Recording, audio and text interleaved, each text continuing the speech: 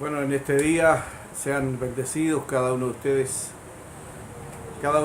que han estado siguiendo estas reflexiones, que como dije desde el principio no tienen la presunción de ser una palabra acabada, sino más bien tomar las situaciones diarias que vivimos, eh, a las cuales nos vemos enfrentados, y a través de estas situaciones poder reflexionar respecto a lo espiritual. En ese contexto es que también durante estos días he hablado acerca de lo que está aconteciendo en nuestro país, que además es el motivo de conversación en todo lugar. Se habla de esta situación, de estos incendios, y por supuesto también en el medio cristiano evangélico hay una constante conversación, y también especialmente a través de las redes sociales se está hablando acerca de esto, y en muchas ocasiones he podido leer que se atribuye, ¿cierto? Esta situación no solo se le atribuye a Dios, sino que se atribuye como un juicio de Dios. Bueno, en el aspecto más general del asunto, nosotros tenemos que claramente decir que Dios está detrás de esto, porque a Dios no se le escapa nada. Dios es omnipotente y tiene el control de todas las cosas. Por lo tanto, este no fue un descuido de Dios, que de pronto comenzó un incendio por allí en alguna parte de su creación y Él estaba desapercibido. No, Dios en lo general tiene el control de todas las cosas. Pero en lo particular es donde nosotros deberíamos tal vez tener un pequeño entendimiento. Por ahí yo leí en algún comentario alguien que dijo que no era saludable o que no era bueno decir que este era un juicio de Dios por causa de las personas que lo han perdido todo, como más encima además de la pérdida material que ha habido, y en algunos casos pérdida humana, más encima le estamos achacando que Dios los está castigando.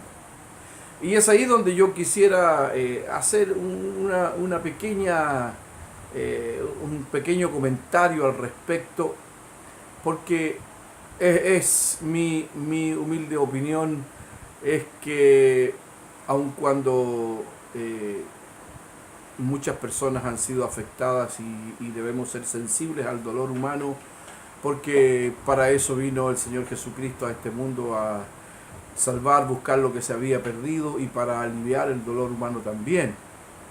Sin embargo, cuando nosotros hacemos un examen de las Escrituras y miramos, por ejemplo, los profetas, es interesante lo que dice el profeta Isaías en el capítulo 6.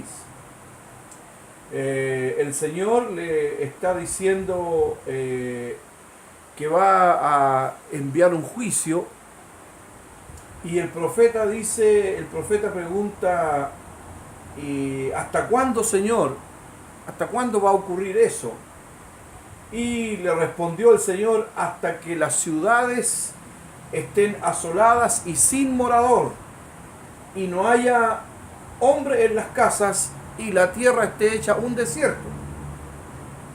Hasta que Jehová haya echado lejos a los hombres y multiplicado los lugares abandonados en medio de la tierra. Y si quedare aún en ella la 10ª parte, ésta volverá a ser destruida. Pero como el roble y la encina, que al ser cortados aún queda el tronco, así será el tronco la simiente santa.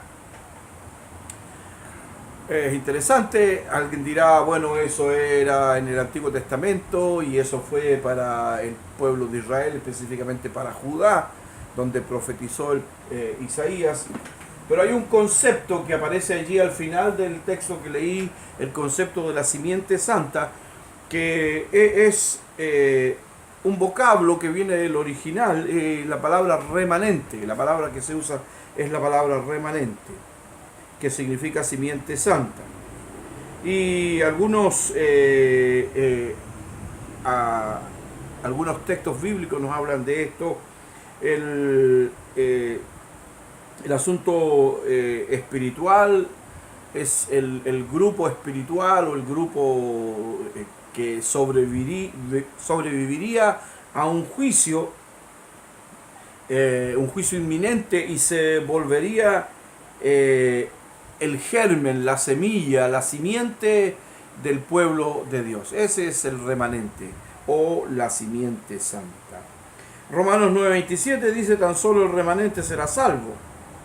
Romanos 11:5 dice: en este tiempo ha quedado un remanente escogido por gracia. Miqueas 5:7 dice: el remanente de Jacob será en medio de muchos pueblos como el rocío de Jehová. Es decir, hay una serie de textos donde aparece el término remanente. Y por cierto, en los pasajes del Antiguo Testamento, especialmente los profetas, el remanente se refiere a Israel o a Judá, en el caso específico de Isaías. Entonces, no podemos aplicar esa intencionalidad de Dios que está en las Escrituras en el Nuevo Testamento. No podemos hablar hoy día, podríamos hablar, voy a hacerlo como forma de pregunta más bien, podríamos hablar hoy día que el pueblo al cual Dios está juzgando no es a la gente que no conoce al Señor y que está allá afuera padeciendo todas estas cosas, que no es a ellos a quien está dirigido el juicio, sino que más bien es un llamado de atención, porque cada vez que Dios habló por los profetas a Israel y a Judá fue para advertirles acerca del juicio que vendría y acerca de la destrucción que él haría a causa de la impiedad que se había centralizado allí en la nación. Los reyes, los sacerdotes, los profetas se habían descarriado, habían abandonado la senda de la justicia, se habían prostituido, muchos de ellos en pos de los dioses paganos, habían olvidado la palabra, y el Señor dice: este pueblo de labios me honra, pero su corazón está lejos de mí.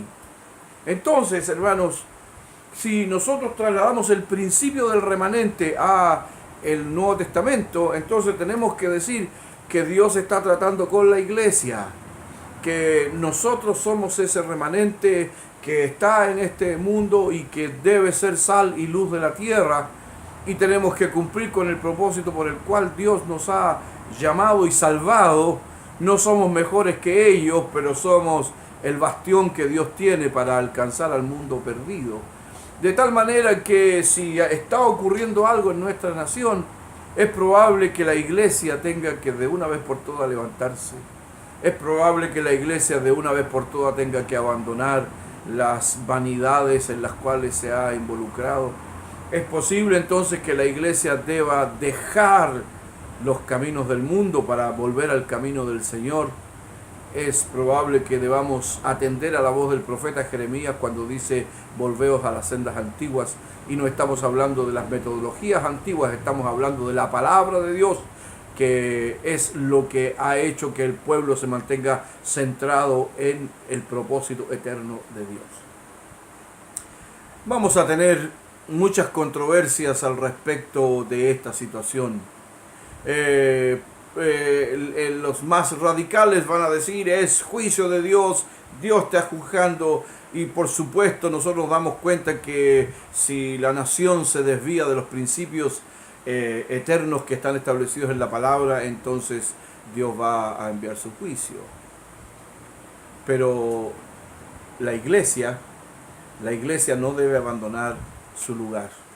La iglesia no debe abandonar su misión. La iglesia no debe abandonar el propósito por el cual Dios dijo, el Señor Jesucristo dijo: edificaré mi iglesia. Y luego le dice a aquellos que serían el comienzo, el inicio de la iglesia, les dice: id y hacer discípulos a las naciones. bautizándoles en el nombre del Padre, del Hijo, del Espíritu Santo, y enseñándoles que guarden todas las cosas que yo os he mandado. Y he aquí, yo estoy con vosotros todos los días hasta el fin del mundo. Para que la iglesia pueda cumplir con esa tarea, el Señor dijo: recibiréis poder cuando haya venido sobre vosotros el Espíritu Santo, y me seréis testigos. Por lo tanto, necesitamos llenarnos del poder del Espíritu Santo para cumplir con la misión que el Señor nos ha dado. Y de esa manera entonces Dios detendrá todas estas catástrofes que están ocurriendo en nuestro país. Estimados hermanos, lo más importante es que cada uno de nosotros nos presentemos delante de Dios, como dice la oración del profeta Salomón cuando edificó y cuando dedicó el templo: si se humillare mi pueblo, sobre el cual mi nombre es invocado. Si somos la iglesia de Jesucristo, invoquemos el nombre del Señor y podremos darnos cuenta que el Señor hará milagros, hará proezas, porque invocando su nombre es como lo lograremos. Que la paz de Jesucristo sea sobre ustedes, hermanos, y no perdamos la esperanza, porque mayor es Dios que el que está en el mundo, y el maligno no nos puede tocar. Amén.